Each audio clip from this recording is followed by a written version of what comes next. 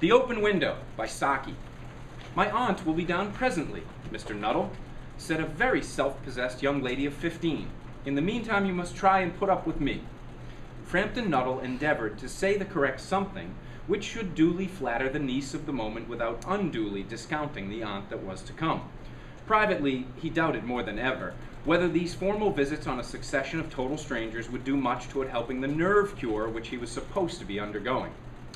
I know how it will be, his sister had said when he was preparing to migrate to his rural retreat.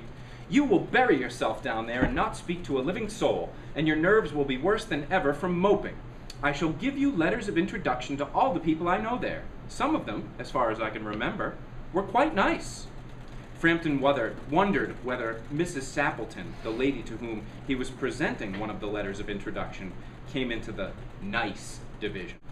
Do you know many of the people round here? Asked the niece when she judged that they had had sufficient silent communion. Hardly a soul, said Frampton. My sister was staying here at the rectory, some 4 years ago, and she gave me letters of introduction to some of the people here. He made the last statement in a tone of distinct regret. Then you know practically nothing about my aunt? Pursued the self-possessed young lady. Only her name and address, admitted the caller. He was wondering whether Mrs. Sappleton was in the married or widowed state. An undefinable something about the room seemed to suggest masculine habitation. Oh, her great tragedy happened just 3 years ago, said the child. That would be since your sister's time. Her tragedy? Asked Frampton. Somehow in this restful country spot, tragedies seemed out of place. You may wonder why we keep that window wide open on an October afternoon, said the niece, indicating a large French window that opened onto a lawn. For our purposes, think of it as a door, all right? You'll think of this as a door that opens onto the lawn. It is quite warm for the time of year, said Frampton, but has that window got anything to do with the tragedy? Out through that window, 3 years ago to a day, her husband and her 2 young brothers went off for their day's shooting. They never came back. In crossing the moor to their favorite snipe shooting ground, they were all 3 engulfed in a treacherous piece of bog.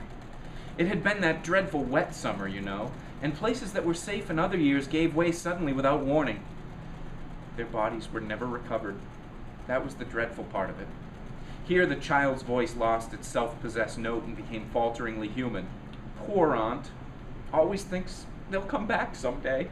They and the little brown spaniel that was lost with them, and walk in that window just as they used to do. That's why the window's kept open every evening till it is quite dusk. Poor dear aunt. She's often told me how they went out.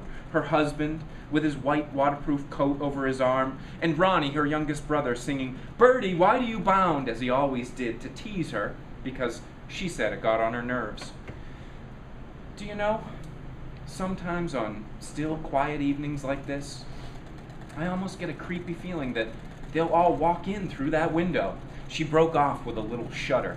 It was a relief to Frampton when the aunt bustled into the room with a whirl of apologies for being late in making her appearance. I hope Vera has been amusing you, she said. She's been very interesting, said Frampton. I hope you don't mind the open window, said Mrs. Sappleton briskly. My husband and brothers will be home directly from shooting, and they always come in this way. They've been out for snipe in the marshes today, so they'll make a fine mess over my poor carpets. So like you menfolk, isn't it? She rattled on, cheerfully, about the shooting and the scarcity of birds and the prospects for duck in the winter. To Frampton, it was all purely horrible. He made a desperate but only partially successful effort to turn the talk on to a less ghastly topic. He was conscious that his hostess was giving him only a fragment of her attention, and her eyes were constantly straying past him to the open window and the lawn beyond. It was certainly an unfortunate coincidence that he should have paid his visit on this tragic anniversary. The doctors agree in ordering me complete rest, an absence of mental excitement, and avoidance of anything in the nature of violent physical exercise, announced Frampton, who labored under the tolerably widespread delusion that total strangers and chance acquaintances are hungry for the least details of one's ailments and infirmities, their cause and cure. On the matter of diet, they are not so much in agreement, he continued. No? said Mrs. Sappleton in a voice which only replaced a yawn at the last moment.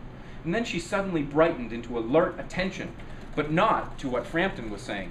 "Ah, here they are at last," she cried, "just in time for tea, and don't they look as if they were muddy up to the eyes?" Frampton shivered slightly and turned toward the niece with a look intended to convey sympathetic comprehension. The child was staring out through the open window with dazed horror in her eyes. In a chill shock of nameless fear, Frampton swung around in his seat and looked in the same direction. In the deepening twilight, 3 figures were walking across the lawn toward the window. They all carried guns under their arms, and one of them was additionally burdened with a white coat hung over his shoulders. A tired brown spaniel kept close at their heels. Noiselessly they neared the house, and then a hoarse young voice chanted out of the dusk, "I say, Bertie, why do you bound?" Frampton grabbed wildly at his stick and hat. The hall door, the gravel drive, and the front gate were dimly noted stages in his headlong retreat. A cyclist coming along the road had to run into the hedge to avoid imminent collision. "Here we are, my dear," said the bearer of the white mackintosh, coming in through the window. "Fairly muddy, but most of it's dry. Who was that who bolted as we came up?" "Oh, a most extraordinary man, a Mr. Nuttall," said Mrs. Sappleton. "Could only talk about his illnesses, and dashed off without a word of goodbye or apology when you arrived. One would think he had seen a ghost."